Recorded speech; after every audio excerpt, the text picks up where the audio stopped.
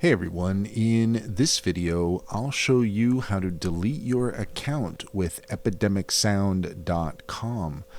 First off, we want to make sure that we are logged in at epidemicsound.com, and if you go to the top right hand corner where you see these three lines and click that and select account, it should bring you to this page here where if you scroll down you will not find any information related to deleting your account.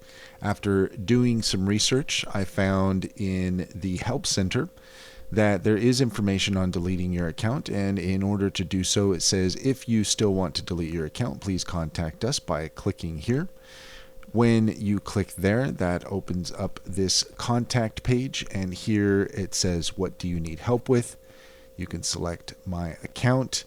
And then from here, can you tell us a bit more? You will want to enter in information related to deleting your account, requesting account deletion, your name, your email address, and here is this email connected to your account, yes, etc., etc.